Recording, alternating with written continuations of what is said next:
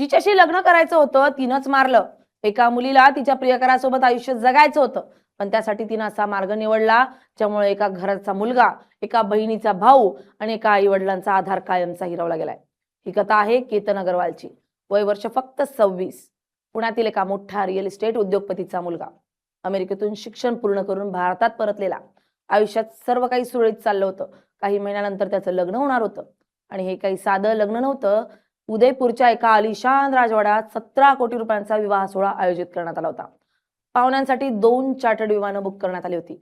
पण केतनला कल्पनाही नव्हती जिच्यासोबत तो आयुष्याची स्वप्न पाहतोय तीच व्यक्ती त्याच्या मृत्यूचा प्लॅन तयार करत होती, असा पोलिसांचा आरोप आहे.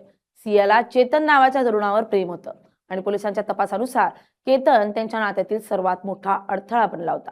म्हणून आधी बाली ट्रिप रद्द करण्यासाठी केतनचा पासपोर्ट गायब करण्यात आला. त्यानंतर 14 जूनला त्याला लोहगड किल्ल्यावर नेण्यात आलं. तिथं पहिल्यांदा त्याला दरीत ढकलण्याचा प्रयत्न झाला असा पोलिसांचा दावा आहे. मात्र नशीब बलवत्तर होतं. झाडांनी त्याचा जीव वाचवला, पण नियतीनं त्याला दुसरी संधी दिली, माणसांनी नाही.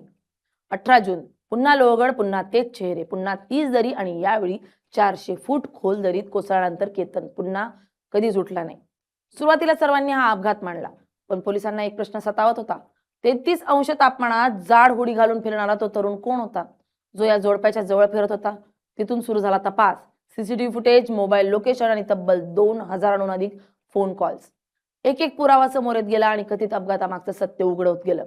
आज सिया आणि चेतन पोलीस कोठडीत आहेत, पण या प्रकरणाने एक अस्वस्थ करणारा प्रश्न उपस्थित केलाय. आजकाल अनेक तरुण तरुणी प्रेमासाठी घरच्यांविरुद्ध जाण्याची हिंमत करत नाहीत, पण खुनाची हिंमत मात्र करतात. आणि जेव्हा असं घडलं तेव्हा एका नात्याचा शेवट होत नाही, तर एका संपूर्ण कुटुंबाचं आयुष्य उद्ध्वस्त होतं.